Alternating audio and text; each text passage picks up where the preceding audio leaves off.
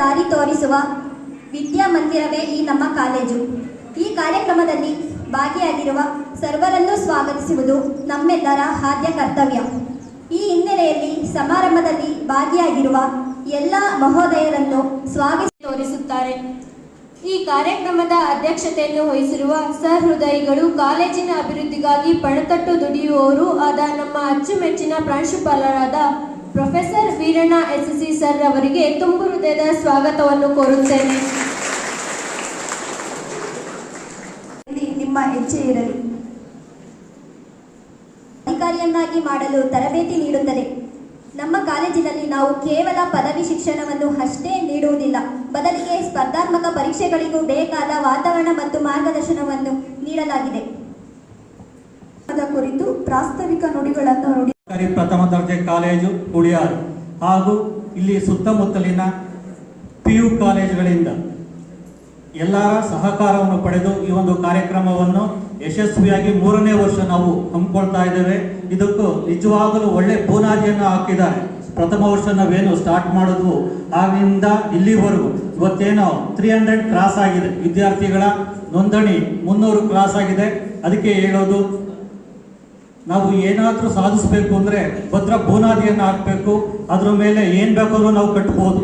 ಒಂದು ಬೇಸ್ಮೆಂಟು ಪಾಯ್ ಅನ್ನೋದು ಕರೆಕ್ಟ್ ಇದೆ. ಅದಕ್ಕೆ where there is a will there is a way ಅಂತ. ಒಂದು ವಿಲ್ ಪವರ್ ಬೇಕು, ಒಂದು ಆತ್ಮವಿಶ್ವಾಸ ಬೇಕು, ಒಂದು ಕಾನ್ಫಿಡೆಂಟ್ ಬೇಕು. ಆ ಕಾನ್ಫಿಡೆಂಟ್ ಅನ್ನೋದನ್ನ ನಿಜವಾಗ್ಲೂ ನಮ್ಮ ಪ್ರಾಂಶುಪಾಲರು ಮತ್ತು ಉಪನ್ಯಾಸಕರು ತಮ್ಮ ದ್ವಿತೀಯ PUC ವಿದ್ಯಾರ್ಥಿಗಳಿಗೆ ಯಾವ ರೀತಿ ತುಂಬಿದ್ದಾರೆ ಅನ್ನೋದಾದರೆ, ನಾನು ಸುಮಾರು ವ್ಯಾಲ್ಯೂಯೇಷನ್ ನಡೀತಾ ಇತ್ತು.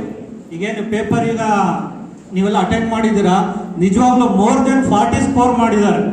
50 ಮಾರ್ಕ್ಸ್ಗೆ ಏನೋ ನೀವೀಗ ಸಾಮಾನ್ಯ ಪರೀಕ್ಷೆಯನ್ನು ಬರಿತಾ ಇದ್ದೀರಾ, ಕೆಲವು ವಿದ್ಯಾರ್ಥಿಗಳು ಮೋರ್ ದೆನ್ 40 ಕ್ರಾಸ್ ಮಾಡಿದ್ದಾರೆ. ನಿಜವಾಗ್ಲೂ ನಾವು ಹುಳಿಯಾರು ಸುತ್ತಮುತ್ತಲಿನ ಕಾಲೇಜುಗಳು ಏನಿದೆ ಇಲ್ಲಿನ ವಿದ್ಯಾರ್ಥಿಗಳಿಗೆ ಒಳ್ಳೆ ಭವಿಷ್ಯವಿದೆ. ಫ್ಯೂಚರಲ್ಲಿ ಒಳ್ಳೆ ಭವಿಷ್ಯವಿದೆ. ಅದನ್ನು ತಯಾರಿ ಮಾಡಿದಂಥ ನಾವು ಉಪನ್ಯಾಸಕರ ವೃಂದ, ಪ್ರಾಂಶುಪಾಲರಾಗಿರ್ಬೋದು, ಉಪನ್ಯಾಸಕರ ವೃಂದ ಆಗಿರ್ಬೋದು, ಅವ್ರಿಗೆ ಮೊದಲು ನಾನು ಕೃತಜ್ಞತೆಯನ್ನು ಸಲ್ಲಿಸ್ತೇನೆ. ಆ ನಿಟ್ಟಿನಲ್ಲಿ ಇತ್ತೀಚೆಗೆ ಏನು PU ಕಾಲೇಜಿನಿಂದ ಹೊಸ ನಿರ್ದೇಶನಗಳು ಬಂತು. ಅದು ಪ್ರಾಂಶುಪಾಲರಿಗಾಗಿರ್ಬೋದು, ಉಪನ್ಯಾಸಕರಿಗಾಗಿರ್ಬೋದು, ಅದು ಸ್ವಲ್ಪ ಒತ್ತಡನೇ. ಈಗ ಒತ್ತಡ ಅನ್ಸಿದ್ರು ಕೂಡ ನಿಮ್ಮ ರಿಸಲ್ಟ್ ಬಂದಾಗ ಅದು ಹೆಚ್ಚು ಖುಷಿ ಪಡೋರು ಅವರಿಗಿಂತ ಬೇರೆ ಯಾರೂ ಇಲ್ಲ. ಸ್ಟಾರ್ಟಿಂಗ್ ನಾವು ಯಾವುದೇ ಕೆಲಸ ಮಾಡಬೇಕಾದ್ರೂ ಸ್ವಲ್ಪ ನೋವಾಗುತ್ತೆ, ಒತ್ತಡ ಇರುತ್ತೆ. ಬಟ್ ಯಶಸ್ಸು ಬಂದಾಗ ಆ ನೋವು ಯಾರಿಗೂ ಕಾಣೋದೇ ಇಲ್ಲ. ಆ ನಿಟ್ಟಿನಲ್ಲಿ ನೀವೆಲ್ಲ ತಯಾರಿ ಮಾಡ್ತಾ ಇದ್ದೀರಾ. ನಮ್ಮ ಉದ್ದೇಶನೂ ಅಷ್ಟೇ, ಗ್ರಾಮೀಣ ವಿಭಾಗದ ಪ್ರತಿಯೊಬ್ಬ ವಿದ್ಯಾರ್ಥಿಯೂ ಕೂಡ ಉನ್ನತ ವ್ಯಾಸಂಗ ದೊರೆಯಲೇಬೇಕು. ಯಾರು ಕೂಡ ಉನ್ನತ ವ್ಯಾಸಂಗದಿಂದ ವಂಚಿತರಾಗಬಾರ್ದು ಅನ್ನೋ ನಿಟ್ಟಿನಲ್ಲಿ ನಾವು ಈ ದಿನ ದ್ವಿತೀಯ PUC ವಿದ್ಯಾರ್ಥಿಗಳಿಗೆ ಒಂದು ಸಾಮಾನ್ಯ ಪರೀಕ್ಷೆಯನ್ನು ಹಮ್ಮಿಕೊಂಡಿದ್ದು. ಇದು ಆಸ್ ಇಟ್ ಈಸ್, ನೀವೇನು CET ಹೋಗ್ತೀರಾ, ಆ CETಲಿ ಯಾವ ರೀತಿ OMR ಶೀಟ್ ಫಿಲ್ ಮಾಡ್ತೀರಾ ಅದೇ ಫಾರ್ಮೆಟ್ ಫಾಲೋ ಮಾಡಿದ್ದು. ನಿಜವಾಗ್ಲೂ ತುಂಬ ಅಂದವಾಗಿ ನೀವು OMR ಶೀಟ್ನ ಫಿಲ್ ಮಾಡಿದ್ದೀರಾ. ನಾನು ಸ್ಕೋರ್ ಮಾಡೋದು ಫರ್ದರು, ಬಟ್ ಆ ಸಿಸ್ಟಮ್, ಆ ಡಿಸಿಪ್ಲಿನ್ ಇದೆಯಲ್ಲ, ಅದು ಪ್ರತಿಯೊಬ್ಬರು ಕ್ಲೀನಾಗಿ ಮೇಂಟೈನ್ ಮಾಡಿದ್ರು. ಅದು ಮುಖ್ಯ ನಮಗೆ. ನೀವು ಪ್ರೈಸ್ ತಗೊಳೋದು ಒಂದು ರೀತಿ ಆದರೆ ನಿಮ್ಮ ಭಾಗವಹಿಸುವಿಕೆ, ಆ ಭಾಗವಹಿಸುವಿಕೆಯಲ್ಲಿರ್ತಕ್ಕಂಥ ಡಿಸಿಪ್ಲಿನು ತುಂಬ ಇಷ್ಟ ಆಗಿದೆ. ನಾವು ಈ ಕಾರ್ಯಕ್ರಮ ಆರ್ಗನೈಸ್ ಮಾಡಿ ತುಂಬ ಖುಷಿಯಾಗಿದೆ. ಮುಂದಿನ ದಿನಗಳಲ್ಲಿ ಕೂಡ ಇದಕ್ಕಿಂತ ಹೆಚ್ಚಿನ ಅವಕಾಶಗಳನ್ನು ನೀಡಬೇಕಾಗಿ ನಾನು ಪ್ರಾಂಶುಪಾಲರಲ್ಲಿ ಕೇಳ್ಕೊತೇನೆ. ಏನು ವಿವಿಧ ಕಾಲೇಜುಗಳಿಂದ ಆಗಮಿಸಿದ್ದರ ವಿದ್ಯಾರ್ಥಿಗಳು, ನಿಮಗೆ ಪೂರಕವಾಗಿ ನಾವು ಈ ಕಾರ್ಯಕ್ರಮ ಆಯೋಜಿಸುವ ಮುಖ್ಯ ಉದ್ದೇಶ ನಮ್ಮ ಹುಳಿಯಾರು ಭಾಗದ ವಿದ್ಯಾರ್ಥಿಗಳ ಒಂದು ಸಾಮಾನ್ಯ ಜ್ಞಾನದ ಅರಿವೆಯ ರೀತಿ ಹೇಗಿದೆ ಅಂತ ಗೊತ್ತಾಗಬೇಕು. ಮತ್ತು ಮುಂದಿನ ದಿನಗಳಲ್ಲಿ ಅವ್ರು ಯಾವ ರೀತಿ ನಾವು ಮಾರ್ಗದರ್ಶನ ನೀಡಬಹುದು, ಅವ್ರು ಯಾವ ರೀತಿ ತಯಾರಿ ಇದೆ, ಅವರ ಉನ್ನತ ವ್ಯಾಸಂಗಕ್ಕಾಗಿರ್ಬೋದು, ಅಥವಾ ಸೈನ್ಸ್ ವಿದ್ಯಾರ್ಥಿಗಳು ಮೆಡಿಕಲ್ಗೆ ಹೋಗೋದಾಗಿರ್ಬೋದು, ಅಥವಾ ವೃತ್ತಿಪರ ಕೋರ್ಸ್ಗಳಿಗೆ ಹೋಗೋದಾಗಿರ್ಬೋದು, ಅದಕ್ಕೆ ಒಂದು ಪೂರ್ವಭಾವಿಯಾಗಿ ನಾವೆಲ್ಲ ಅಸೆಸ್ ಮಾಡೋದಕ್ಕೆ ಒಂದು ಸೂಕ್ತ ಸಮಯ ಇದೆ. ಇನ್ನೇನು ಕೆಲವೇ ಕ್ಷಣಗಳಲ್ಲಿ ನಿಮಗೆ ಫಲಿತಾಂಶ ಬರಲಿದೆ. ಆ ಫಲಿತಾಂಶ ನಿಜವಾಗ್ಲೂ ಅಚ್ಚರಿಯನ್ನು ಮೂಡಿಸುತ್ತೆ. ಗ್ರಾಮೀಣ ಭಾಗದ ವಿದ್ಯಾರ್ಥಿಗಳು ಈ ರೀತಿ ಇಷ್ಟು ಮಟ್ಟಿಗೆ, ನೀವು ಯಾವುದೇ ಒಂದು SDA FDA ಪೇಪರ್ ರೆಡಿ ಆದಂಗೆ ರೆಡಿ ಆಗಿತ್ತು ಆ ಪೇಪರು. ನಿಜವಾಗ್ಲೂ ನೀವು ಆರಾಮಾಗಿ, ನೀವು 18 ಇಯರ್ಸ್ ಕಂಪ್ಲೀಟ್ ಆದವರು ಆ ಸರ್ಕಾರಿಯಿಂದ ಏನು ಪರೀಕ್ಷೆಗಳು ನಡೀತವೆ ಆರಾಮಾಗಿ ನೀವೆಲ್ಲ ಕಾಂಪಿಟೆಂಟ್ ಮಾಡ್ಬೋದು. ಇವತ್ತಿನ ನಿಮ್ಮ OMR ಶೀಟ್ ಆಗಲಿ, ನಿಮ್ಮ ಎಕ್ಸಾಮ್ನ ನೋಡಿದ ತಕ್ಷಣ ನಿಮ್ಮ ವಿದ್ಯಾರ್ಥಿಗಳೊಂದು ಆ ಸಾಮರ್ಥ್ಯವನ್ನು ನೋಡಿದ್ರೆ ನಮಗೆ ಖುಷಿ ಆಗ್ತಿದೆ. ಮುಂದಿನ ದಿನಗಳಲ್ಲಿ ನೀವು ಯಾವುದೇ IAS ಮತ್ತು KS ಅಧಿಕಾರಿಗಳಾಗೋದಕ್ಕೆ ಸಮರ್ಥರಿದ್ದೀರಾ ಅಂತ ಇವಾಗ ನಾನು ಟೇಬಲ್ ತೊಟ್ಟಿ ಹೇಳಬಲ್ಲೆ. ಅದಕ್ಕೆ ಪೂರಕವಾಗಿ ಅಂದರೆ ರೈಟ್ ಟೈಮಲ್ಲಿ ರೈಟ್ ಡಿಸಿಷನ್ ತಗೊಬೇಕು. ಏನು ನಿಮ್ಮ ವಿದ್ಯಾರ್ಥಿಗಳು ಒಂದು ಅಧ್ಯಾಪಕರ ಒಂದು ಬಳಗ ಇದೆ, ಅವರೊಂದಿಗೆ ಒಳ್ಳೆಯ ಒಡನಾಟ ಇಟ್ಕೊಳ್ಳಿ. ಸೂಕ್ತ ಸಮಯದಲ್ಲಿ ಸೂಕ್ತ ಮಾರ್ಗದರ್ಶನ ಪಡೆದ್ರೆ ನೀವೆಲ್ಲ ಭವ್ಯ ಭಾರತದಲ್ಲಿ ಉತ್ತಮ ಪ್ರಜೆಗಳಾಗಿ ಉತ್ತಮ ಅಧಿಕಾರಿಗಳಾಗ್ತೀರಾ ಅಂತ ನಾನು ಹೇಳ್ತಾ ಈ ಒಂದು ಅವಕಾಶಕ್ಕಾಗಿ ಧನ್ಯವಾದಗಳು.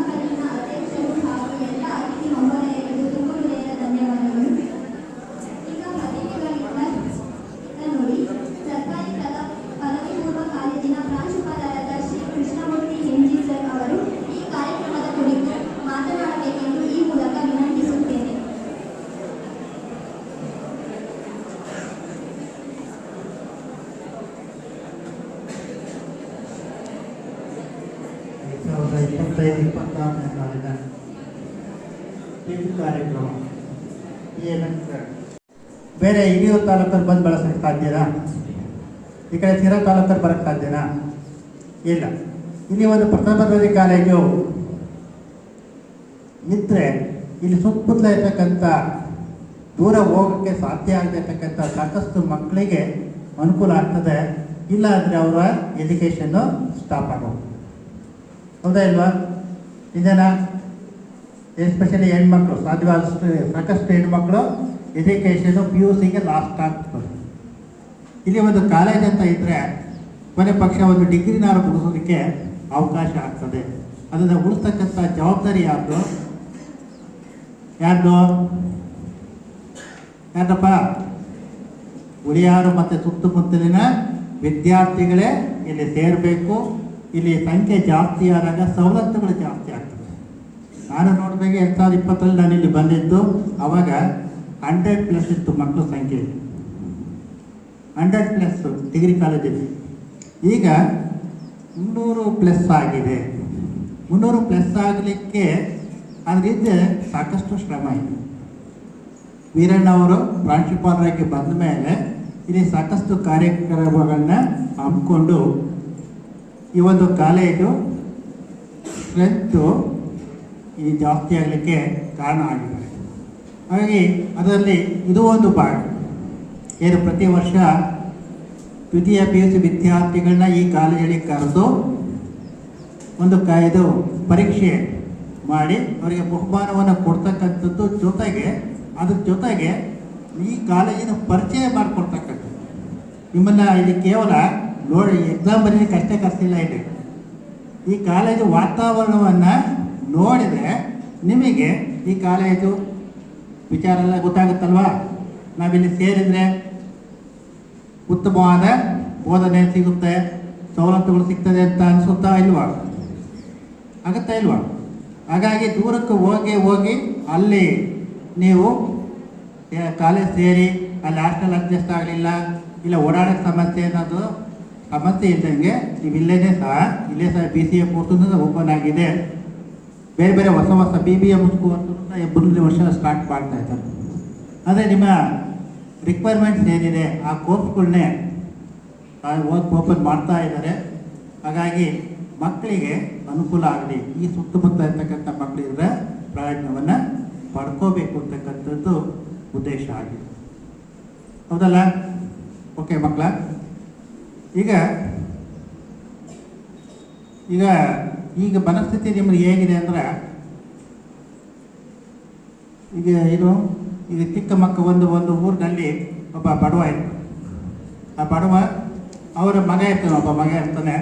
ಆ ಊರಲ್ಲಿ ಜಾತ್ರೆ ಇತ್ತು. ಆ ಜಾತ್ರೆಗೆ ಮಗನ ಕರ್ಕೊಂಡು ಹೋಗ್ಬೇಕು. ಆ ತಂದೆಗೆ ಕರ್ಕೊಂಡು ಹೋಗೋಕ್ಕೆ ಸಾಧ್ಯ ಆಗಲ್ಲ. ಯಾಕೆ ಅಂದರೆ ಬಡತನ ಇದೆ. ಮಗು ಹೋದರೆ ಜಾತ್ರೆಯಲ್ಲಿ ಸುಮ್ಮನಿರುತ್ತಾ ಇಲ್ಲಲ್ಲ, ಅಲ್ಲಿ ಕಂಡಿದ್ದೆಲ್ಲ ಕೇಳ್ತದೆ, ಹೌದಲ್ಲ? ಆ ಕಂಡಿದ್ದೆಲ್ಲ ಕೇಳ್ತದೆ. ಕೊಡ್ಸೋ ಶಕ್ತಿ ಇಲ್ಲ ಅನ್ನೋ ಕಾರಣಕ್ಕೆ ಅವನು ಕರ್ಕೊಂಡು ಹೋಗಲ್ಲ. ಆದರೆ ಮಗು ಕೇಳ್ತದೆ, ಅಪ್ಪ ಜಾತ್ರೆಗೆ ಹೋಗೋಣ. ಆಯ್ತಪ್ಪ, ಹೋಗಕ್ಕೆ ನೀಯಪ್ಪ, ನೀನು ಸುಮ್ಮನಿರಲ್ಲ, ಆಟ ಮಾಡ್ತೀಯ, ಇನ್ನು ಕರ್ಕೊಂಡು ಹೋಗಕ್ಕೆ ಆಗಲ್ಲ ಅಂತ. ಇಲ್ಲಪ್ಪ, ನನಗೇನು ಬೇಡ, ನೀನೇನು ಕೊಡಿಸ್ಬೇಡ, ಜಾತ್ರೆಗೆ ಹೋಗಿ ಬರೋಣ ಅಂತ ಹೇಳ್ತೇನೆ.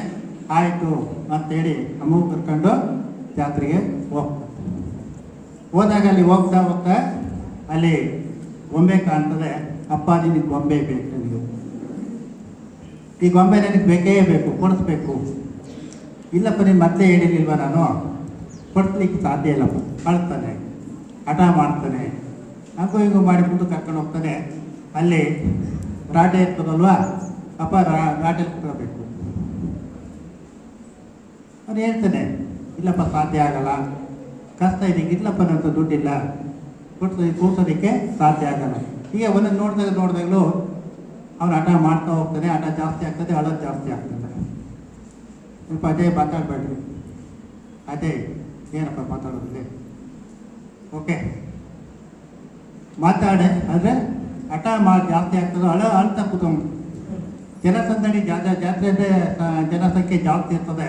ಹಾಗಾಗಿ ಒಂದು ಹಂತದಲ್ಲಿ ತಂದೆ ಮಗು ಬೇರೆ ಆಗ್ಬಿಡ್ತಾರೆ. ಅಂದರೆ ಜಾತ್ರೆ ಸಂದನ ಒಳಗೆ ಆ ಮಗ ಕೈ ತಪ್ಪಿಡ್ತಾರೆ, ತಂದೆ ಬೇರೆ ಕಡೆ ಆಗ್ತಾರೆ, ಮಗು ಬೇರೆ ಕಡೆ. ಈಗ ಆ ಮಗುಗೆ ಏನಾಗ್ತದೆ, ಹೊಸ ಏರಿಯಾ, ಪರಿಚಯ ಇದ್ದಿರ್ತಕ್ಕಂಥ ಜನ. ಈಗ ಅಳೋದಕ್ಕೆ ಶುರು ಆಗ್ತದೆ. ಏನಂತ, ಅಪ್ಪ ಬೇಕು. ಅಲ್ಲಿರ್ತಕ್ಕಂಥ ಜನ ಏನು ಮಾಡ್ತಾರೆ, ಮಗು ಅಳಬೇಡಪ್ಪ ಅಂತ ಸಮಾಧಾನ ಮಾಡ್ತಾರೆ. ನಿನಗೆ ಗೊಂಬೆ ಬೇಕಾ, ಗೊಂಬೆ ಕೊಡ್ತಾರ, ಅದು ಸಮಾಧಾನ ಮಾಡಲಿಕ್ಕೋಸ್ಕರ ಗೊಂಬೆ ಬೇಕಾ ಅಂತ ಕೇಳ್ತಾರೆ. ಅದಕ್ಕೆ ಆ ಮಗು ಹೇಳ್ತದೆ, ನನಗೆ ಗೊಂಬೆ ಬೇಡ, ಅಪ್ಪ ಬೇಕು. ರಾಟೆ ಕುದತ್ತೀಯಾ, ಬೇಡ, ಅಪ್ಪ ಬೇಕು. ಏನು ಹೇಳಿದ್ರು ನನಗದು ಬೇಡ, ಅಪ್ಪ ಬೇಕು. ಅಂದರೆ ಮಕ್ಕಳ, ಈಗ ಯಾರಿಗೆ ಇಂಪಾರ್ಟೆನ್ಸ್ ಇದೆ, ಯಾರಿಗೆ ಆದ್ಯತೆ ಕೊಡಬೇಕು?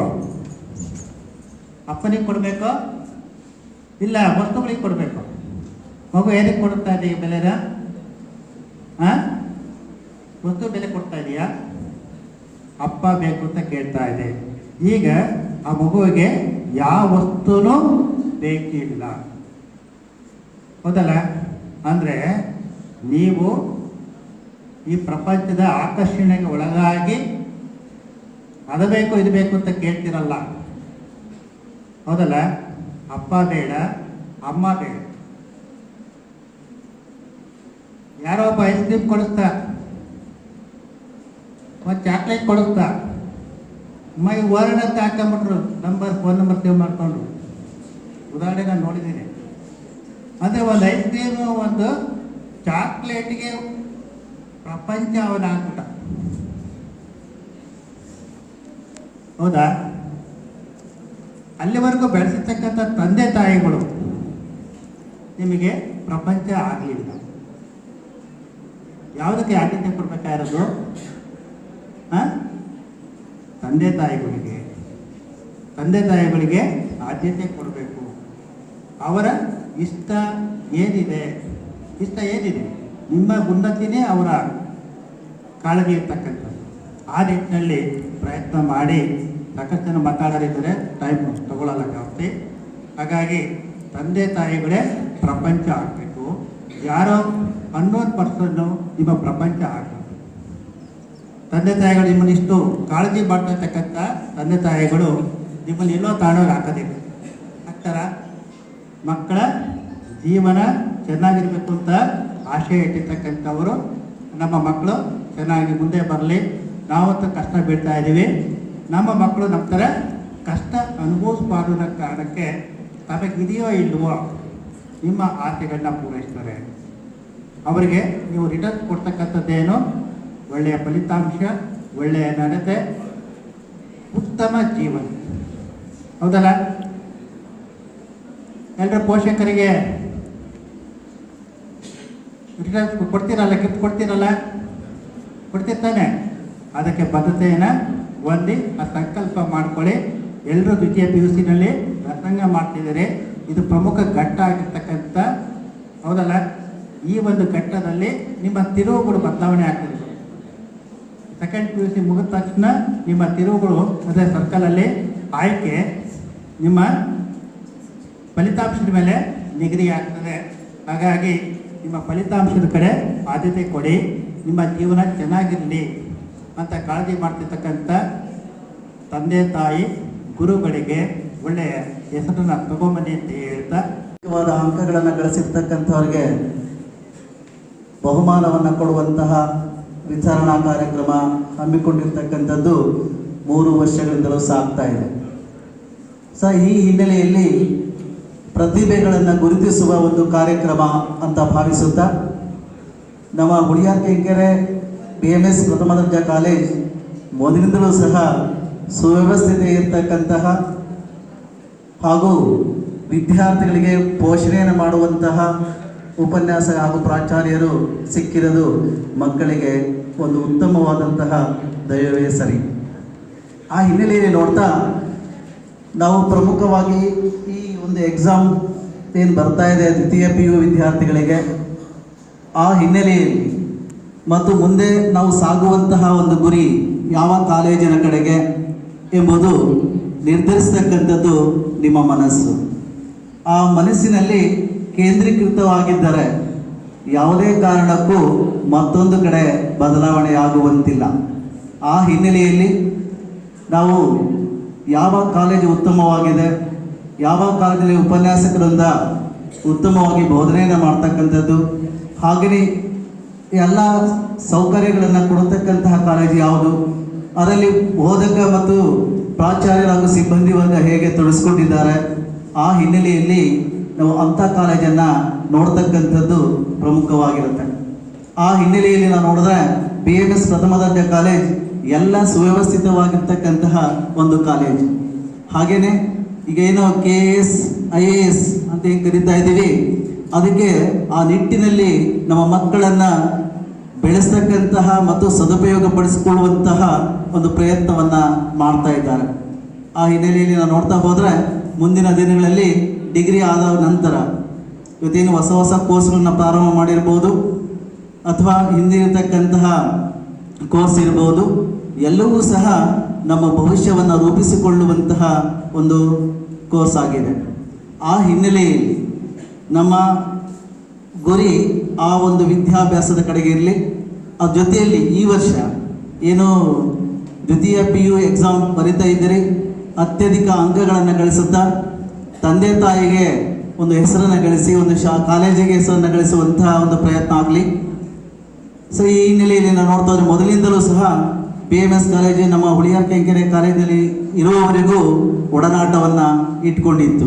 ಇವತ್ತಿಗೂ ಸಹ ಹಾಗೆಯೇ ಮುಂದುವರಿಸತಕ್ಕಂಥದ್ದು ನಾವು ಕಾಣ್ತಾ ಇದ್ದೀವಿ.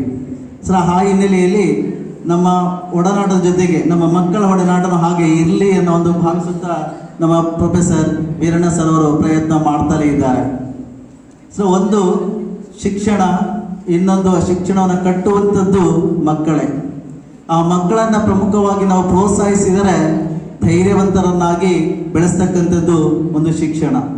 ಹಾಗೆಯೇ ಕಾರ್ಯತತ್ಪರತೆಯನ್ನು ಮಾಡಿಸ್ತಕ್ಕಂಥದ್ದು ಒಂದು ಶಿಕ್ಷಣ ಸಂಸ್ಥೆನೇ.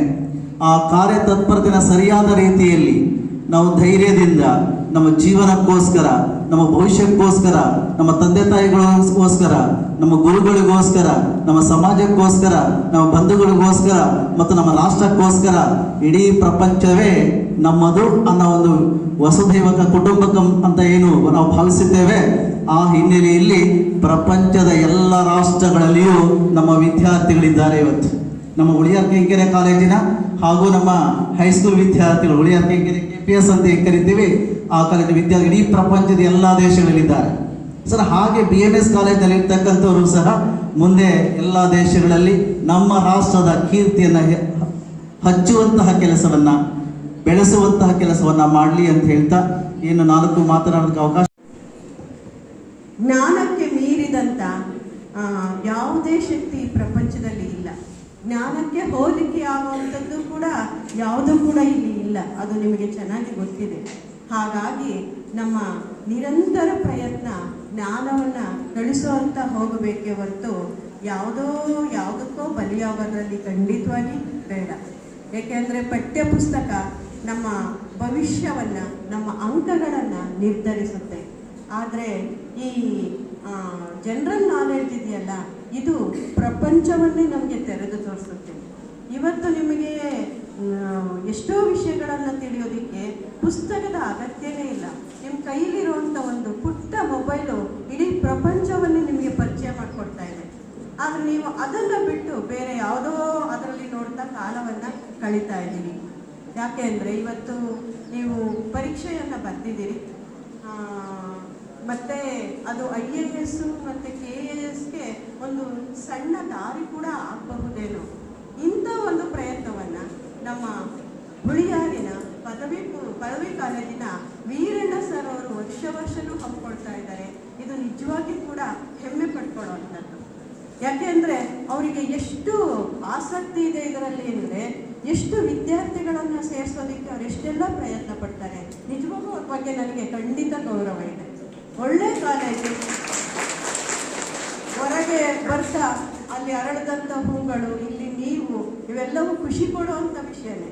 ಇಷ್ಟು ಒಳ್ಳೆ ಪರಿಸರ ಮತ್ತು ಇಷ್ಟು ಒಳ್ಳೆ ಪ್ರಾಚಾರ್ಯರು, ಜೊತೆಗೆ ಎಷ್ಟೊಳ್ಳೆ ಉಪನ್ಯಾಸಕರು ಇರುವಂಥ ಈ ಕಾಲೇಜಿಗೆ ವಿಜ್ಞಾನ ವಿಭಾಗ ಇಲ್ವೇನೋ, ಅದನ್ನು ಬಿಟ್ಟು ವಾಣಿಜ್ಯ ಮತ್ತು ಕಲಾ ವಿಭಾಗದವರು ಖಂಡಿತ ಈ ಕಾಲೇಜಿಗೆ ಬಂದರೆ ಒಳ್ಳೆ ಭವಿಷ್ಯ ನಿಮಗೆ ಸಿಗುತ್ತೆ ಅಂತೇಳಿ ನಾನು ಖಂಡಿತ ಆಶಿಸ್ತೀನಿ.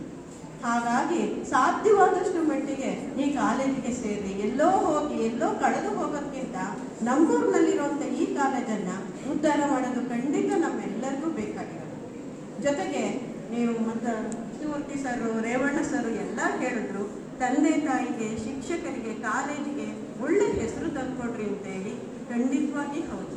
ಯಾಕೆಂದರೆ ನಿಮ್ಮಿಂದ ಮುಂದೆ ಈ ಭಾರತ ಬೆಳಿಬೇಕು. ಈ ಭಾರತಕ್ಕೆ ಭವ್ಯ ಭವಿಷ್ಯವನ್ನು ಕೊಡುವಂಥವ್ರು ನೀವು ಆ ಹೆಜ್ಜೆಯನ್ನು ತಪ್ಪದೆ ಖಂಡಿತ ನಿಮ್ಮ ತಂದೆ ತಾಯಿ ಮತ್ತು ಶಿಕ್ಷಕರು ಇವರೆಲ್ಲರನ್ನ ಅರ್ಥ ಮಾಡಿಕೊಂಡು ಖಂಡಿತ ಓದಿ. ಯಾಕೆಂದರೆ ಅಪ್ಪ ಅಮ್ಮ ಅನ್ನೋ ಇದೆಯಲ್ಲ, ಅದು ಯಾವತ್ತಿಗೂ ಯಾರಿಗೂ ಸಿಗದೇ ಇರುವಂಥದ್ದು. ಅವರು ಅರ್ಧ ಹೊಟ್ಟೆ ತಿಂದು ಅರಿದ ಬಟ್ಟೆ ಹಾಕ್ಕೊಂಡು ನಿಮಗೆ ಎಲ್ಲ ಸೌಲಭ್ಯವನ್ನು ಒದಗಿಸಿ ಕಳಿಸ್ತಾರೆ. ಅದಕ್ಕೋಸ್ಕರನಾದರೂ ದಾರಿ ತಪ್ಪದೆ ಒಂದು ಒಳ್ಳೆ ದಾರಿಯನ್ನು ಆಯ್ಕೆ ಮಾಡಿಕೊಂಡು ಮುಂದೆ ಒಳ್ಳೆ ಭವಿಷ್ಯವನ್ನು ಕಟ್ಕೊಳ್ಳುವಂಥ ಕನಸನ್ನು ಇಟ್ಕೊಳ್ರಿ. ಯಾಕೆಂದರೆ ಕನಸಿದೆಯಲ್ಲ, ಇದು ಖಂಡಿತ ಒಳ್ಳೆಯದು. ನಮ್ಮ ಗಿರೀಶ್ ಕಾರ್ನಾಡ್ಗೆ ಯಾಕೆಯನ್ನು ನಾಟಕದಲ್ಲಿ ಹೇಳ್ತಾರೆ, ಬೆಳಕಿಲ್ಲದ ದಾರಿನಲ್ಲಿ ನಾನು ನಡಿಬಲ್ಲೆ, ಆದರೆ ಕನಸಿಲ್ಲದ ದಾರಿನಲ್ಲಿ ನನಗೆ ನಡೆಯೋಕ್ಕಾಗಲ್ಲ ಅಂತ. ಜೀವನಕ್ಕೆ ಕನಸು, ಗುರಿ ಖಂಡಿತ ಅತ್ಯಂತ ಮುಖ್ಯವಾದದ್ದು. ಒಳ್ಳೆಯ ಕನಸನ್ನು, ಒಳ್ಳೆಯ ಗುರಿಯನ್ನು ಇಟ್ಕೊಂಡು ಮುಂದೆ ಸಾಗಿದ್ರೆ ಒಳ್ಳೆ ಭವಿಷ್ಯ ನಿಮ್ಗೆ ಆಗುತ್ತೆ ಅಂತೇಳಿ ಆಶಿಸ್ತಾ ನನಗೆ ಮಾತಾಡೋಕ್ಕೆ ಅವಕಾಶ ಮಾಡಿಕೊಟ್ಟಂತ ಎಲ್ಲರಿಗೂ. ವಿದ್ಯೆಯ ಬೇರುಗಳು ಕಹಿಯಾಗಿರುತ್ತವೆ, ಆದರೆ ಅದರ ಫಲ ಸಿಹಿಯಾಗಿರುತ್ತದೆ ಅಂತ. ನಿಜಕ್ಕೂ ಕೂಡ ವೇದಿಕೆ ಮೇಲಿರ್ತಕ್ಕಂತಹ ಗಣ್ಯರು ತಮ್ಮ ಹಿತನುಡಿಗಳಲ್ಲಿ ಹಲವಾರು ವಿಚಾರಗಳನ್ನು ತಮ್ಮ ಮುಂದೆ ಇಟ್ಟಿದ್ದಾರೆ. ಈ ದ್ವಿತೀಯ PUC ಹಂತ ಏನಿದೆ, ಈ ಹಂತ ನಿಮ್ಮದೇ ಆದ ಮುಂದಿನ ನಿರ್ಧಾರಗಳನ್ನು ತೆಗೆದುಕೊಳ್ತಕ್ಕಂತಹ, ನಿಮ್ಮದೇ ಆದ ಗುರಿಗಳನ್ನು ಅಳವಡಿಸಿಕೊಳ್ಳುವಂತಹ ಒಂದು ಸುವರ್ಣಾವಕಾಶದ ಒಂದು ವಯಸ್ಸಿದು. ಶೈಲಜಾ ಮೇಡಮ್ ಅವರು ಹೇಳ್ತಾ ಇದ್ರು, ಕನಸುಗಳನ್ನು ಕಾಣಬೇಕು, ನಿಮ್ಮ ಮುಂದಿನ ಜೀವನದಲ್ಲಿ ಗುರಿಯನ್ನು ಇಟ್ಕೋಬೇಕು ಅಂತ. ಆ ಗುರಿ ಯಾವ ಥರ ಇರಬೇಕು? The goal should be smart ಅಂತ ಹೇಳ್ತಾರೆ. ಏಕೆಂದರೆ ಇವಾಗೆಲ್ಲ ಹಾರ್ಡ್ ವರ್ಕಿಗೆ ಬೆಲೆ ಇಲ್ಲ, ಸ್ಮಾರ್ಟ್ ವರ್ಕಿಗೆ ಬಹಳ ಬೆಲೆ ಇರ್ತಕ್ಕಂಥದ್ದು. ಆ ಸ್ಮಾರ್ಟ್ ಅನ್ನುವಂತಹ ಪದ ಏನಿದೆ ಅದೆಲ್ಲರಿಗೂ ಕೂಡ ಇಷ್ಟವಾಗ್ತಕ್ಕಂತಹ ಪದ, ಎಲ್ಲರೂ ಕೂಡ ಮೆಚ್ಚುವಂತಹ ಪದ. ಆ ಗುರಿ ಯಾವ ಥರ ಸ್ಮಾರ್ಟ್ ಆಗಿರಬೇಕು ಅನ್ನುವಂತಹ ಸ್ಮಾರ್ಟ್ ಪದದ ಅಕ್ಷರಗಳಲ್ಲಿ ಆ ಗುರಿ ಹೇಗಿರಬೇಕು ಅನ್ನೋದನ್ನು ಹೇಳೋದಾದರೆ ಅಲ್ಲಿ S refers to goal should be specific ಅಂತ. ನಿಮ್ಮ ಗುರಿ, ನೀವು ಇಟ್ಕೊಳ್ಳುವಂತಹ ಗುರಿ ಏನಾಗಿರಬೇಕು ಅಂತಂದರೆ ಸ್ಪಷ್ಟವಾಗಿರಬೇಕು. ನಾನು ಏನಾಗಬೇಕು, ಮುಂದೆ ಏನನ್ನು ನಾನು ಸಾಧಿಸಬೇಕು, ಏನನ್ನು ನಾನು ಓದಬೇಕು ಅನ್ನುವಂತಹ ನಿರ್ಧಾರ ಆ ಗುರಿಯಲ್ಲಿರಬೇಕಾಗತ್ತೆ. ಹಾಗಾಗಿ ನಿಮ್ಮ ಗುರಿ ಸ್ಪಷ್ಟವಾಗಿರಬೇಕು. ಎರಡನೇ ಅಕ್ಷರ ಏನಿದೆ ಎಂ ಅಂತಕ್ಕಂಥದ್ದು, your goal should be model ಅಂತ. ಆ ಗುರಿ ಒಂದು ಮಾದರಿ ಆಗಿರಬೇಕು, ಎಲ್ಲರಿಗೂ ಕೂಡ ಮಾರ್ಗದರ್ಶನವನ್ನು ನೀಡುವಂತಿರಬೇಕು ನೀವು ಹಾಕ್ಕೊಳ್ಳುವಂತಹ ಗುರಿ. ಅದರ ಜೊತೆಗೆ ಎ ಅಕ್ಷರ ಏನಿದೆ ಆ ಗುರಿ ಎ ರೆಫರ್ಸ್ ಟು ಅಚೀವಬಲ್ ಅಂತ. ಆ ಗುರಿಯನ್ನು ಸಾಧಿಸುವಂತೆ ಇರಬೇಕು. ಇನ್ನೊಂದು ಪದ ಇದೆ, ಇನ್ನೊಂದು ಆರ್ ಅಂತಕ್ಕಂಥದ್ದು. ಆರ್ ಅಂತಂದರೆ ರಿಯಾಲಿಸ್ಟಿಕ್ ಅಂತ. ನಾವು ಹಾಕ್ಕೊಳ್ಳುವಂತಹ ಗುರಿ ಎ ಮತ್ತು ಆರ್ ಎರಡು ಒಂದೇ ಅರ್ಥವನ್ನು ಕೊಡ್ತವೆ. ಅಂದರೆ ನಾವು ಹಾಕ್ಕೊಳ್ಳುವಂತಹ ಗುರಿ ಭ್ರಮ ನಿರಸನವನ್ನು ಉಂಟು ಮಾಡುವಂತಿರಬಾರ್ದು, ಭ್ರಮೆಗೆ ಒಳಗಾಡುವಂತಿರಬಾರ್ದು, ಸಾಧಿಸುವಂತಿರಬೇಕು. ಯಾರೋ ಒಬ್ಬ 20%, 25%, 30% ಇದ್ದಂಥ ವಿದ್ಯಾರ್ಥಿ ಅವನ ಗುರಿ ನಾನು ಸೆಕೆಂಡ್ ಕ್ಲಾಸ್ ಆದರೂ ಬರಬೇಕು ಅನ್ನುವಂತಿದ್ರೆ ಆಗ ಆ ವ್ಯಕ್ತಿ ಆ ಗುರಿಯನ್ನು ಸಾಧಿಸ್ಬೋದು. ಫಸ್ಟ್ ಕ್ಲಾಸ್ ಬರಬೇಕು ಅಂತಕ್ಕಂತಹ ವಿದ್ಯಾರ್ಥಿ ಆ ಗುರಿ ನಾನು ಡಿಸ್ಟಿಂಕ್ಷನ್ ಬರಬೇಕು ಅನ್ನುವಂತಹ ಮಟ್ಟದಲ್ಲಿದ್ದಾಗ ಮಾತ್ರ ಅದು ಸಾಧ್ಯ ಆಗ್ತಾ ಹೋಗುತ್ತೆ.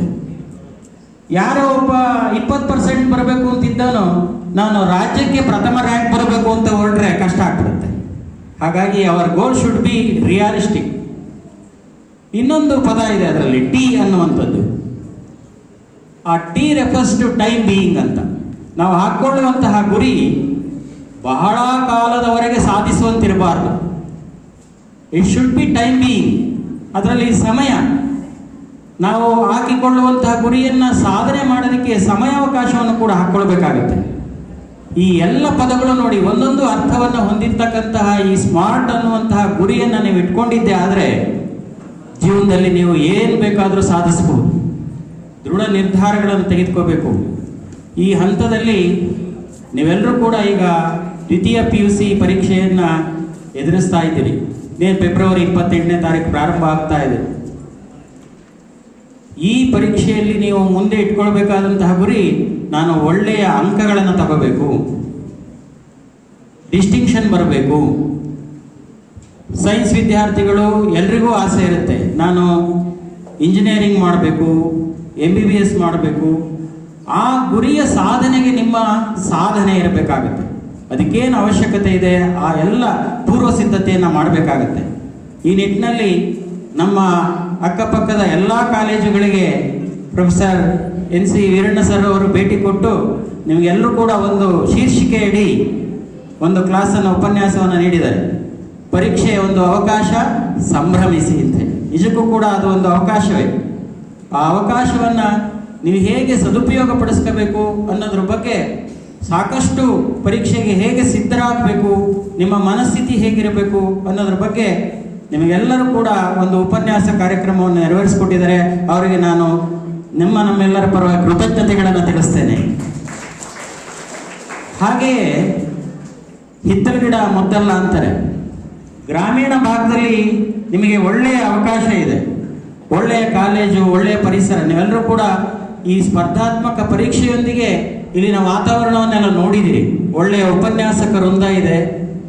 ನಾವೆಲ್ಲೋ ಹೋಗಿ ಪದವಿಯನ್ನು ಕಲಿಯೋದಕ್ಕಿಂತ ಹೆಚ್ಚಾಗಿ ನಮ್ಮಲ್ಲೇ ಇರ್ತಕ್ಕಂತಹ ಅವಕಾಶಗಳನ್ನು ಸದುಪಯೋಗ ಪಡಿಸ್ಕೋಬೇಕು.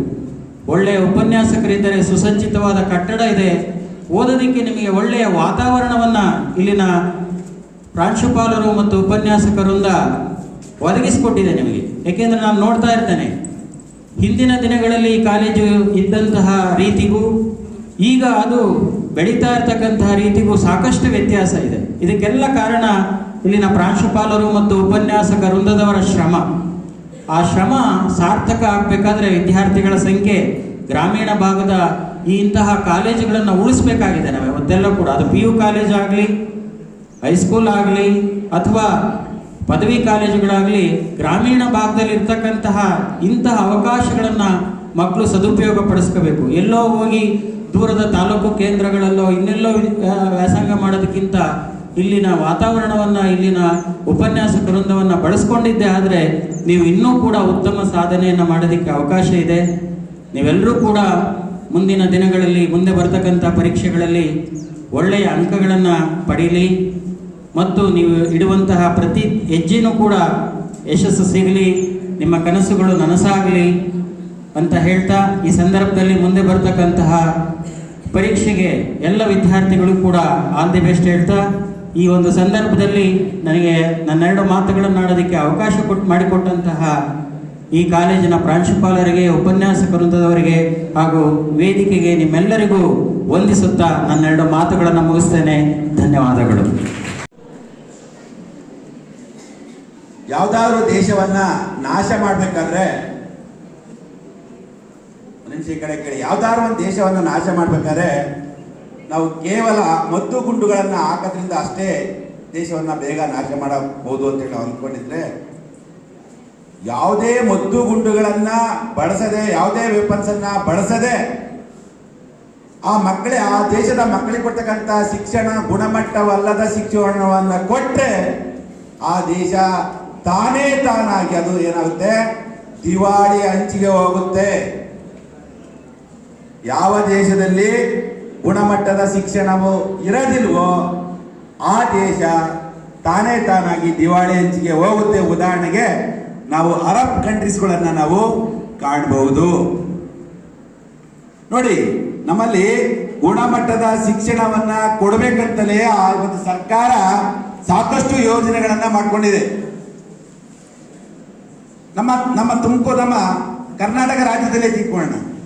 ಕರ್ನಾಟಕ ರಾಜ್ಯದಲ್ಲಿ ಅತ್ಯಂತ ಹಿಂದುಳಿದ ಜಿಲ್ಲೆ ಆಗಿರ್ತಕ್ಕಂಥ ಶಿಕ್ಷಣದಲ್ಲಿ ಅತ್ಯಂತ ಹಿಂದುಳಿದ ಜಿಲ್ಲೆ ಆಗಿರ್ತಕ್ಕಂಥ ಕೋಲಾರ ಜಿಲ್ಲೆಯಲ್ಲಿ ಅತಿ ಹೆಚ್ಚಿನ ವ್ಯಕ್ತಿಗಳು IAS, KAS, IPS ಇಂಥ ಪರೀಕ್ಷೆಗಳಲ್ಲಿ ಉತ್ತೀರ್ಣರಾಗ್ತಿದ್ದಾರೆ. ಅದೇ ನಮ್ಮ ಕರ್ನಾಟಕದಲ್ಲಿ ಶಿಕ್ಷಣದ ಸರಾಸರಿಯಲ್ಲಿ ನಾವು ರೇಷಿಯೋ ತೆಗೆದುಕೊಂಡ್ರೆ ದಕ್ಷಿಣ ಕನ್ನಡ ಪ್ರಥಮ ಸ್ಥಾನದಲ್ಲಿದ್ದರೂ ಅಲ್ಲಿ ಸಹ ಕೋಲಾರವನ್ನು ಮೀರ್ಸಕ್ಕಾಗ್ತಿಲ್ಲ. ಉದಾಹರಣೆಗೆ ನಾವು IAS, KAS, IPS ಈ ಎಕ್ಸಾಮ್ಗಳನ್ನ ಪಾಸ್ ಆಗ್ತಕ್ಕಂಥ ರೇಷಿಯೋವನ್ನು ತೆಗೆದುಕೊಂಡ್ರೆ ಇಡೀ ನಮ್ಮ ಬಿಮಾರು ಜಿಲ್ಲೆಗಳಾಗಿರ್ತಕ್ಕಂಥ ಬಿಹಾರ ರಾಜ್ಯ ಇಡೀ ಭಾರತದಲ್ಲಿ ಅತ್ಯಂತ ಹಿಂದುಳಿದಿರ್ತಕ್ಕಂಥ ರಾಜ್ಯ. ಆ ಹಿಂದುಳಿದಿರ್ತಕ್ಕಂಥ ರಾಜ್ಯದಲ್ಲಿ ಅತ್ಯಂತ ಹೆಚ್ಚು ಜನ IAS ಪಾಸ್ ಮಾಡ್ತಾ ಇದ್ದಾರೆ, IPS ಪಾಸ್ ಮಾಡ್ತಾ ಇದ್ದಾರೆ, ICS ಪಾಸ್ ಮಾಡ್ತಾ ಇದ್ದಾರೆ, IFS ಪಾಸ್ ಮಾಡ್ತಾ ಇದ್ದಾರೆ, ರೈಲ್ವೆ ಎಕ್ಸಾಮ್ಗಳನ್ನ ಪಾಸ್ ಮಾಡ್ತಾ ಇದ್ದಾರೆ. ಮಕ್ಕಳ ನೋಡಿ, ನಮ್ಮ ಕರ್ನಾಟಕದಲ್ಲಿ ಅತ್ಯಂತ ಸುಸಜ್ಜಿತವಾಗಿರ್ತಕ್ಕಂಥ ಶಿಕ್ಷಣ ಸಂಸ್ಥೆಗಳು ಇದ್ರೂ ಸಹ ನಮ್ಮ ಇಡೀ ಭಾರತದಲ್ಲಿ ಅತ್ಯಂತ ಹೆಚ್ಚು ಇಂಜಿನಿಯರಿಂಗ್ ಕಾಲೇಜುಗಳನ್ನ ಮತ್ತು ಇಡೀ ಭಾರತದಲ್ಲಿ ಅತ್ಯಂತ ಹೆಚ್ಚು ಮೆಡಿಕಲ್ ಕಾಲೇಜುಗಳನ್ನು ಹೊಂದಿರತಕ್ಕಂಥ ರಾಜ್ಯ ಕರ್ನಾಟಕ. ನೋಡಿ, ನಾವು ಶ್ರೀಮಂತ ರಾಜ್ಯಗಳಲ್ಲಿ ನಮ್ದು 3ನೇ ಸ್ಥಾನ, ಇಡೀ ಭಾರತದಲ್ಲಿ 3ನೇ ಸ್ಥಾನದಲ್ಲಿ ಶ್ರೀಮಂತ ರಾಜ್ಯ ಆದ್ರೂ ಸಹ ನಾವು ಈ ಸ್ಪರ್ಧಾತ್ಮಕ ಪರೀಕ್ಷೆಗಳನ್ನ ತೆಗೆದುಕೊಡ್ತಾ ಪಾಸ್ ಆಗೋದ್ರಲ್ಲಿ ನಾವು ಇನ್ನ ಹೇಳುತ್ತಾ ಇದೀವಿ. ನಾವು ಆ ಬೇರೆ ರಾಜ್ಯಗಳಿಗೆ ಹೋಲಿಸಿಕೊಂಡ್ರೆ ನಮ್ಮಲ್ಲಿ ತುಂಬಾ ಕಡಿಮೆ ಇದೆ. ಆದ್ರಿಂದ ನಮ್ಮ ಕರ್ನಾಟಕವನ್ನು ಆಳ್ತಕ್ಕಂಥ ಬಹುತೇಕ ಮುಖ್ಯ ಕಾರ್ಯದರ್ಶಿಗಳು, IPS ಅಧಿಕಾರಿಗಳು, IAS ಅಧಿಕಾರಿಗಳು ಬೇರೆ ರಾಜ್ಯದಿಂದ ಬರ್ತಾ ಇದ್ದಾರೆ. ನಮ್ಮ ಮಕ್ಕಳಿಗೆ 6ನೇ ತರಗತಿಯಿಂದಲೂ ಸಹ ಮಕ್ಕಳ ಪರೀಕ್ಷಾ ಗುಣಮಟ್ಟದಲ್ಲಿ ಬದಲಾವಣೆ ಆಗ್ಬೇಕಂತ ಹೇಳಿ ನಿಮಗೆ ಲಾಸ್ಟ್ ಇಯರ್ ಇಂದ ಕೆಲವೊಂದು ಪ್ರಶ್ನೆ ಪತ್ರಿಕೆ ಮಾಡೆಲ್ ಅಲ್ಲಿ ಬದಲಾವಣೆ ಮಾಡಿದ್ದಾರೆ.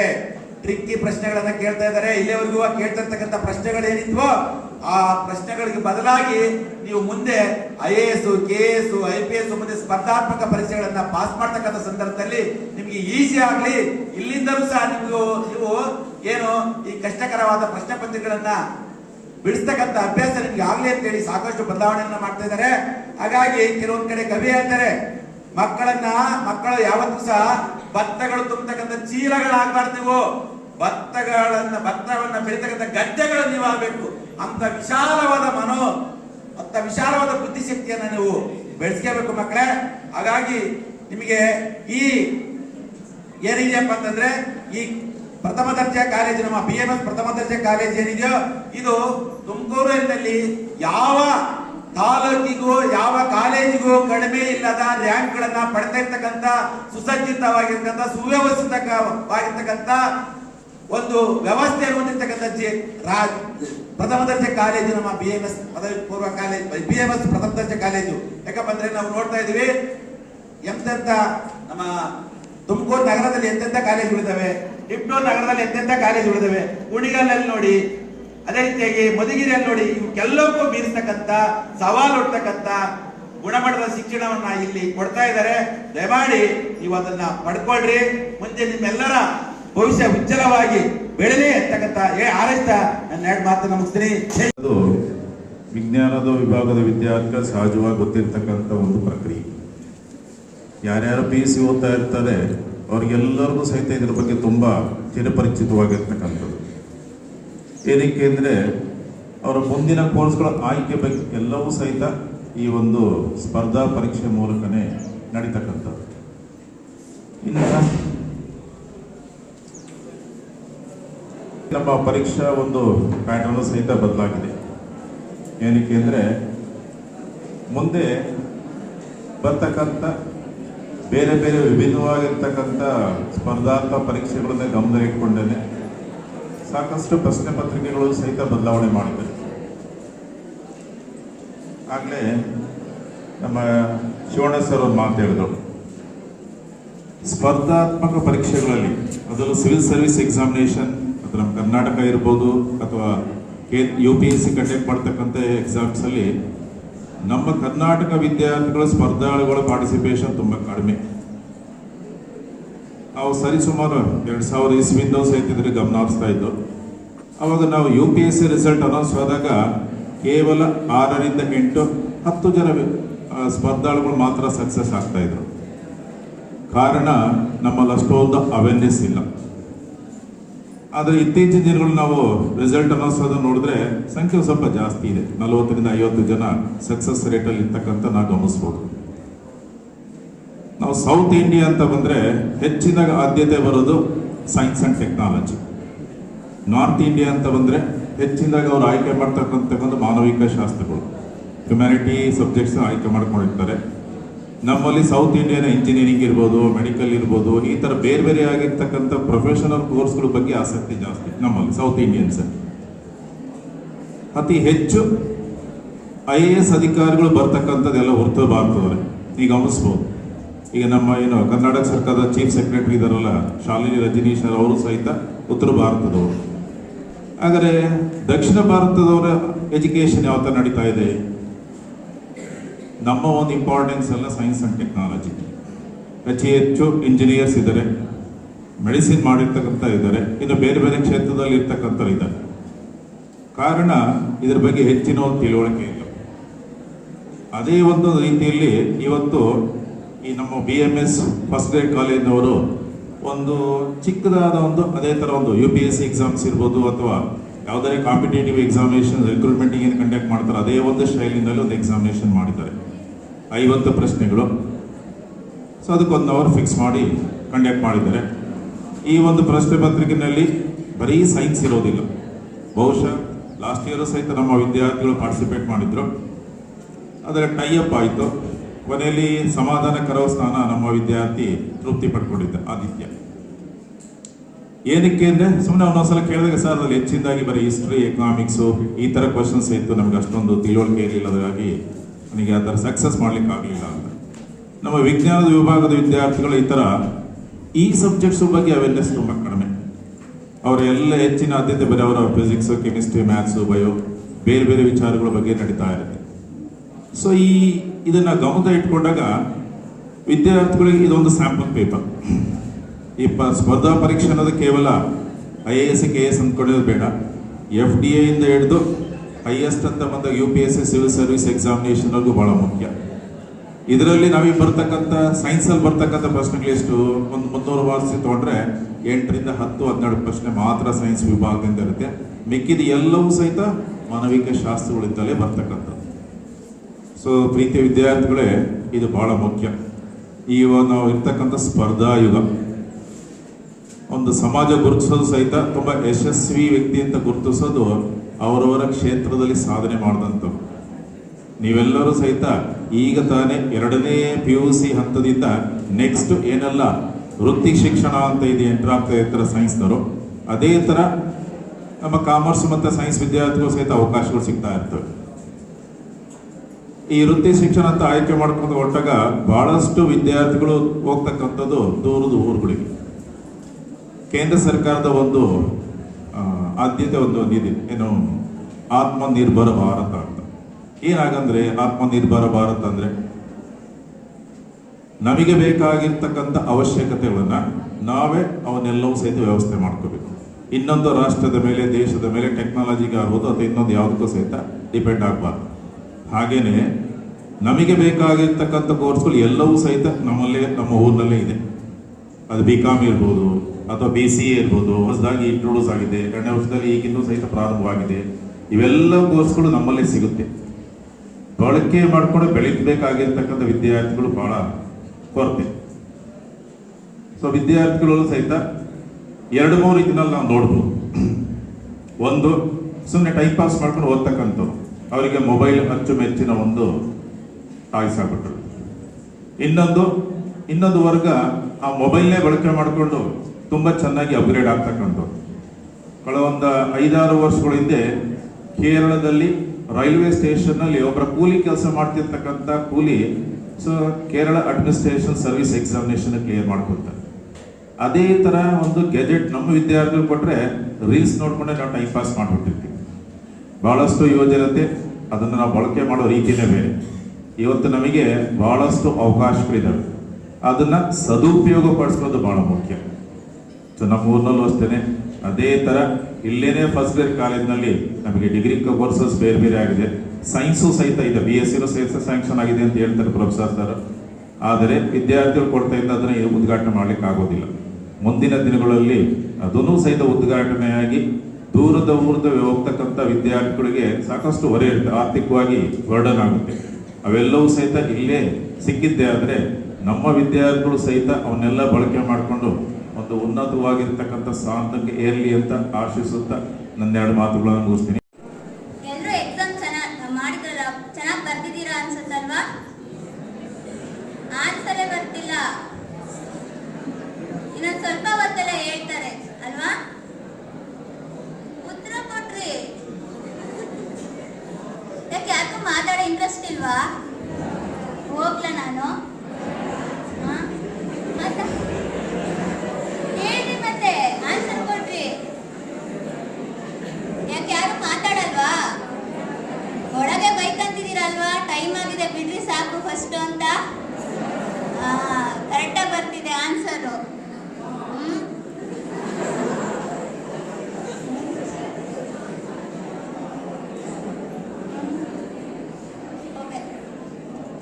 ನಾನು ಜಾಸ್ತಿ ಏನು ಹೇಳಲ್ಲ.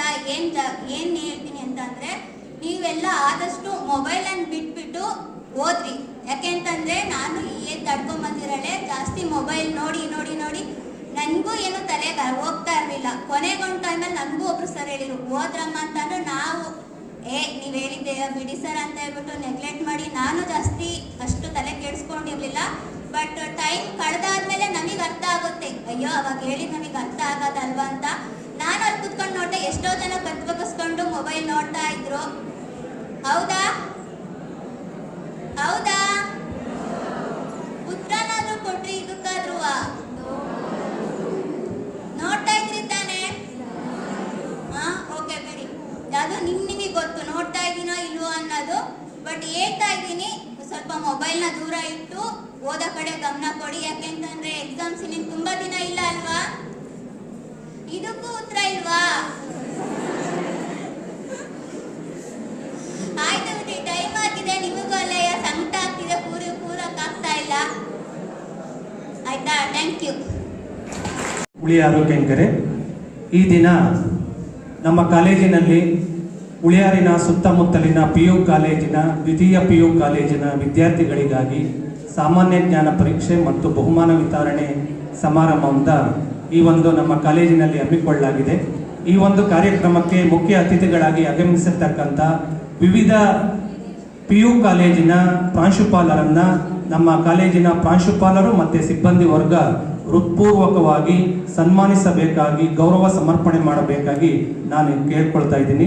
ಮೊದಲನೇದಾಗಿ ಶ್ರೀಕೃಷ್ಣ ಪದವಿ ಪೂರ್ವ ಕಾಲೇಜು ನಮ್ಮ ಪ್ರಾಂಶುಪಾಲರು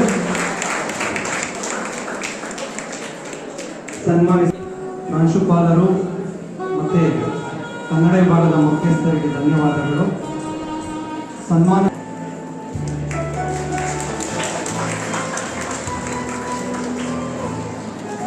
ಧನ್ಯವಾದಗಳು. ಗೌರವ ಸ್ವೀಕರಿಸಿದಂತಹ ಶ್ರೀಮತಿ ಶೈಲೇಂದ್ರ ಮೇಡಮ್ ಅವರು ಸನ್ಮಾನ ಸ್ವೀಕರಿಸಿದಂತಹ ಜೋರಾದ ಚಪ್ಪಾಳೆಯೊಂದಿಗೆ ಅಭಿನಂದಿಸಬೇಕಾಗಿ. ನಂತರ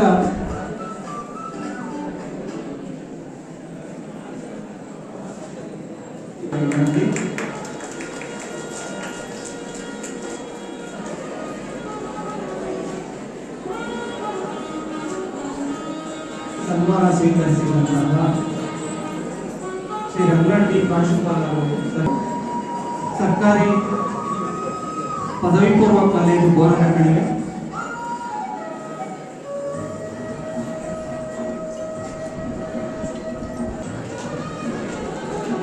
PU ಕಾಲೇಜು ಬೋರನಹಳ್ಳಿ, ಶ್ರೀ ರಂಗಸ್ವಾಮಿ ಕನ್ನಡ ಉಪನ್ಯಾಸಕರು KPS Shrirampura, Shrimati Geetha SSVP PU college Timmanahalli, Geetha madam,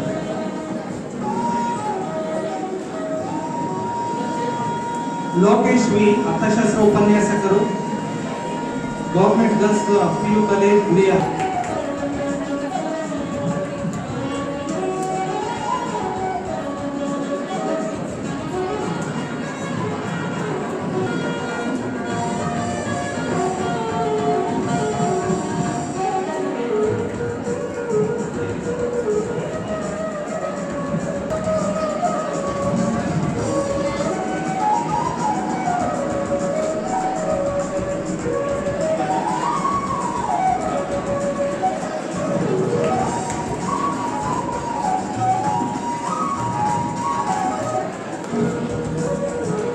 ಈ ಒಂದು ಕಾರ್ಯಕ್ರಮದಲ್ಲಿ ಗೌರವ ಸ್ವೀಕರಿಸಿದಂತಹ ಬಹುಶಃ ನಮ್ಮ ಕಾಲೇಜಿನ ಎಲ್ಲ ಚಟುವಟಿಕೆಗಳು ಸಕ್ರಿಯವಾಗಿ ನಡಿಲಿಕ್ಕೆ ಕಾರಣ ಏನಂದ್ರೆ ಇವತ್ತು ಸನ್ಮಾನಕ್ಕೆ ಒಳಪಟ್ಟಂತ ಎಲ್ಲ ಅತಿಥಿ ಮಹೋದಯರು ಅವರಿಗೆ ನಿಮ್ಮ ಪ್ರೀತಿಪೂರ್ವಕ ಚಪ್ಪಾಳೆಯನ್ನ ನಾನು ಸಮರ್ಪಿಸಲಿಕ್ಕೆ ಬಯಸ್ತೇನೆ.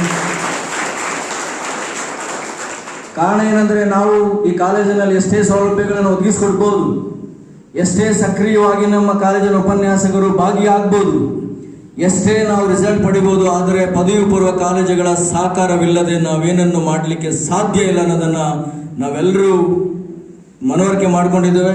ಬಹುಶಃ ನಿಮ್ಮೆಲ್ಲರ ಸಹಕಾರದಿಂದ ಇವತ್ತೇನು 295 ಜನ ವಿದ್ಯಾರ್ಥಿಗಳು ಪರೀಕ್ಷೆಯನ್ನು ಬರೆದಿದ್ದಾರೆ. ನಿಮ್ಮೆಲ್ಲರ ಸಹಕಾರದಿಂದ ನಮ್ಮ ಕಾಲೇಜಿನ ಚಟುವಟಿಕೆಗಳು ಯಶಸ್ವಿಯಾಗಲಿಕ್ಕೆ ಸಾಧ್ಯ. ಈ ಹಿನ್ನೆಲೆಯಲ್ಲಿ ನಮ್ಮ ಕಾಲೇಜು ಮತ್ತು ನಮ್ಮ ಎಲ್ಲ ಉಪನ್ಯಾಸಕರು ಉಳಿಯಾರಿನ ಸುತ್ತಮುತ್ತಲಿರುವ ಎಲ್ಲ ಪದವಿ ಪೂರ್ವ ಕಾಲೇಜುಗಳಿಗೆ ಭೇಟಿ ನೀಡಿ ಆ ಕಾಲೇಜಿನ ಪ್ರಾಂಶುಪಾಲರೊಂದಿಗೆ ನಿಕಟವಾದ ಸಂಬಂಧವನ್ನು ಹೊಂದಿ ಆ ವಿದ್ಯಾರ್ಥಿಗಳಿಗೆ ಮಾರ್ಗದರ್ಶನ ನೀಡುವಂಥ ಒಂದು ಪರಿಪಾಠವನ್ನು ಸಂಪ್ರದಾಯವನ್ನು ಬೆಳೆಸ್ಕೊಂಡು ಬಂದಿದ್ದೀವಿ. ಆ ಕಾರಣಕ್ಕೆ ಇವತ್ತು ಎಲ್ಲ ಮಹನೀಯರು ವೇದಿಕೆಯಲ್ಲಿ ನಮ್ಮೊಂದಿಗಿದ್ದಾರೆ. ಇದು ಸಂತೋಷದ ಕ್ಷಣ ಅಂತೇಳಿ ನಾನು ಭಾವಿಸ್ತೇನೆ. ಇದಕ್ಕಿಂತ ಅಮೂಲ್ಯವಾದಂಥ ಕ್ಷಣ ನಮ್ಮ ಕಾಲೇಜಲ್ಲಿ ಇಲ್ಲ ಅನ್ನೋದು ನನ್ನ ವೈಯಕ್ತಿಕ ಭಾವನೆ. ಯಾಕೆಂದರೆ ಇದು ಸುಗ್ಗಿಯ ಸಮಯ. ನಾವು ಮುಂದಿನ ವರ್ಷದ ಶೈಕ್ಷಣಿಕ ಚಟುವಟಿಕೆಗಳನ್ನು ಸುಭದ್ರವಾಗಿ ನಡೆಸ್ಕೊಂಡು ಹೋಗ್ಬೇಕೆಂದ್ರೆ ನಿಮ್ಮೆಲ್ಲರ ಸಹಕಾರ ಬೇಕು. ಆ ಹಿನ್ನೆಲೆಯಲ್ಲಿ ಸಹಕರಿಸಿರುವಂಥ ಪ್ರಾಂಶುಪಾಲರು ಮತ್ತು ಕಾಲೇಜಿನ ಉಪನ್ಯಾಸಕರನ್ನ ಸಂದರ್ಭದಲ್ಲಿ ನೆನಪು ಮಾಡಿಕೊಳ್ತಾ, ಆತ್ಮೀಯರೇ, ನಮ್ಮ ಕಾಲೇಜಿನ ವಿಷನ್ ಏನಂದ್ರೆ ಗ್ರಾಮೀಣ ಯುವಜನತೆಯ ಉನ್ನತ ಶಿಕ್ಷಣದ ಕನಸಿನ ಸಾಕ್ಷಾತ್ಕರಣ ನಮ್ಮ ಕಾಲೇಜಿನ ಧ್ಯೇಯ. ಚೆನ್ನಾಗಿ ಅರ್ಥ ಮಾಡ್ಕೊಳ್ಳಿ, 2-3 ನಿಮಿಷದಲ್ಲಿ ಮುಗಿಸ್ತೀನಿ ನಾನು. ಗ್ರಾಮೀಣ ಯುವಜನತೆಯ ಉನ್ನತ ಶಿಕ್ಷಣದ ಕನಸಿನ ಸಾಕ್ಷಾತ್ಕರಣ ನಮ್ಮ ಕಾಲೇಜಿನ ಗುರಿ. ನಮ್ಮ ಕಾಲೇಜು ಗ್ರಾಮೀಣ ಪ್ರದೇಶದಲ್ಲಿ ನೆಲೆಗೊಂಡಿದೆ.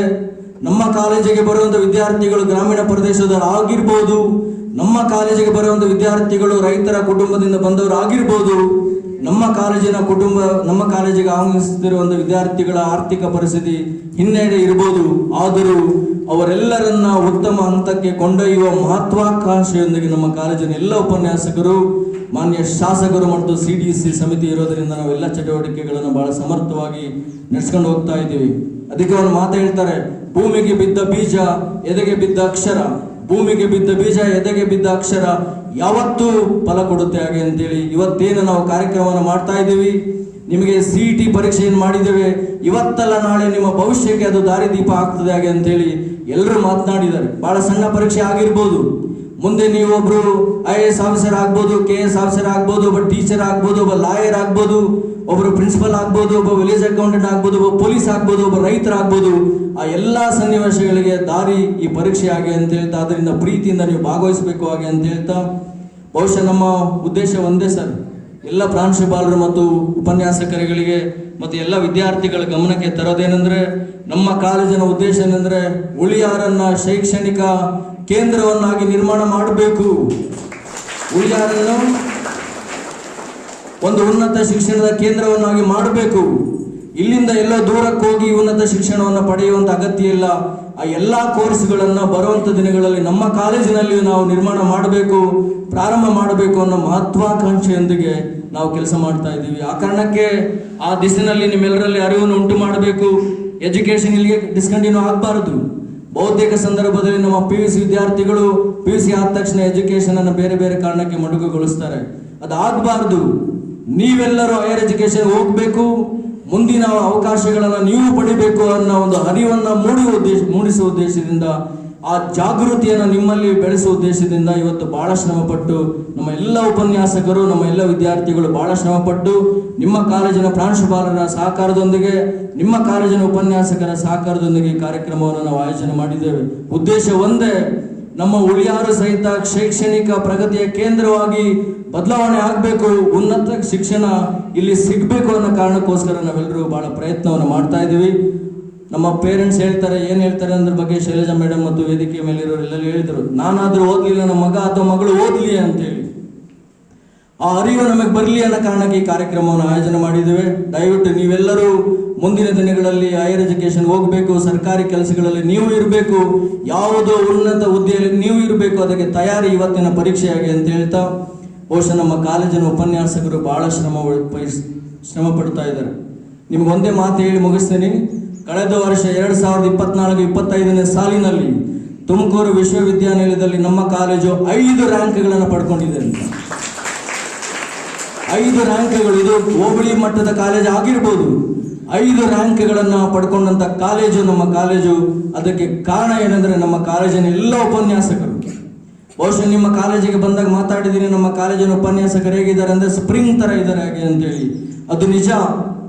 ನಮ್ಮ ಎಲ್ಲ ಪ್ರಾಂಶುಪಾಲರು ಇದ್ದಾರೆ ಮತ್ತು ಉಪನ್ಯಾಸಕರಿದ್ದಾರೆ.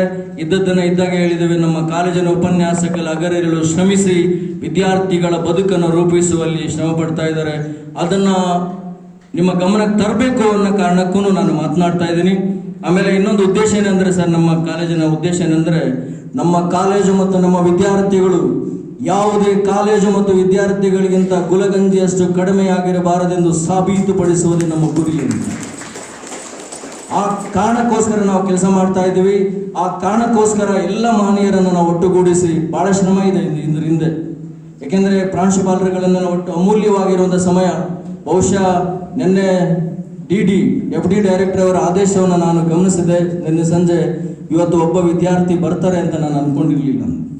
ಇವರೆಲ್ಲರಿಗೂ ನಾನು ಶಿರಸಾಂಗ ನಮಸ್ಕಾರಗಳನ್ನು ಅರ್ಪಿಸ್ತೀನಿ. ಕಾರಣ ಏನಂದ್ರೆ, ಇಷ್ಟು ಸಂಖ್ಯೆಯಲ್ಲಿ ವಿದ್ಯಾರ್ಥಿಗಳು ಇವತ್ತು ನಮ್ಮ ಕಾಲೇಜಿಗೆ ಬರ್ಲಿಕ್ಕೆ ಕಾರಣ ಏನಂದ್ರೆ, ಎಲ್ಲ ಕಾಲೇಜಿನ ಉಪನ್ಯಾಸಕರು, ಅವರಿಗೆ ಮನನಾಳದ ಅಭಿನಂದನೆಗಳನ್ನು, ನಾನು ಕೃತಜ್ಞತೆಗಳನ್ನು ಸಲ್ಲಿಸಲಿಕ್ಕೆ ಬಯಸ್ತೀನಿ. ವಿಶೇಷವಾಗಿ ಸರ್ ಏನು ಹೇಳಿದ್ರಿ, BSc ನಮ್ಮ ಕಾಲೇಜಲ್ಲಿ ಈಗ BA BCom BCA ಇದೆ. ಈ ವರ್ಷ 26-27ರಲ್ಲಿ ನಿಮ್ಮೆಲ್ಲರ ಸಹಕಾರ ಇದ್ದರೆ, ನಿಮ್ಮೆಲ್ಲರ ಬೆಂಬಲ ಇದ್ದರೆ, ನಿಮ್ಮೆಲ್ಲರ ಪ್ರೋತ್ಸಾಹ ಇದ್ದರೆ BScನೂ ಪ್ರಾರಂಭ ಮಾಡ್ತೇವೆ ಎಂಬ ವಿಶ್ವಾಸದ ಮಾತುಗಳೊಂದಿಗೆ, ಯೂನಿಫಾರ್ಮ್ ಇಲ್ಲ ಅಂತೇಳಿ ಒಂದು ಕೊರಗಿತ್ತು ಸರ್. ನಿಮ್ಮೆಲ್ಲರ ಸಹಕಾರದಿಂದ, ಮಾನ್ಯ ಶಾಸಕರ ಸಹಕಾರದಿಂದ, CDC ಸಮಿತಿ ಎಲ್ಲ ಸದಸ್ಯರ ಸಹಕಾರದಿಂದ ಯೂನಿಫಾರ್ಮ್ ಇದೆ. ಬಹಳ ಸುಂದರವಾಗಿ ನಮ್ಮ ಮಕ್ಕಳು ಕಾಣ್ತಾ ಇದ್ದಾರೆ. ಮತ್ತು ಎಲ್ಲ ಸೌಲಭ್ಯಗಳು ನಮ್ಮ ಕಾಲೇಜಿನಲ್ಲಿ ಯಾವ ಸೌಲಭ್ಯಗಳು ಕೊರತೆ ಆಗಬಾರ್ದು ಅಂತೇಳಿ ಎಲ್ಲ ಉಪನ್ಯಾಸಕರು ಹಗಲಿರಲು ಶ್ರಮಿಸ್ತಾ ಇದ್ದಾರೆ.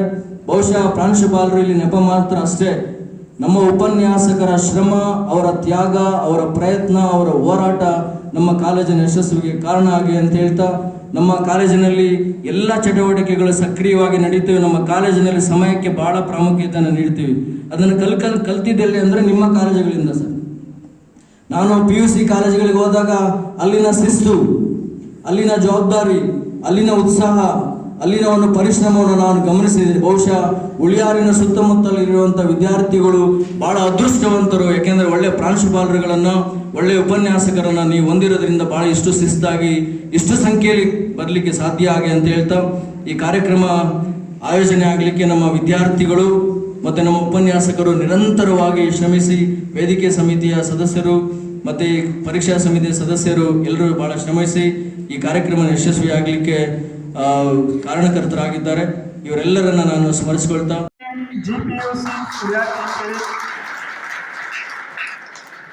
Gagan HP GPUC Huliyar Kenkere, Chinmay A GPUC Huliyar Kenkere, Chinmay A.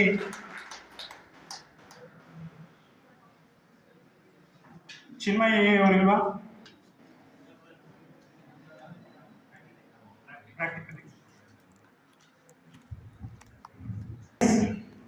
GPUC Uliyar Kenkere, Prajwal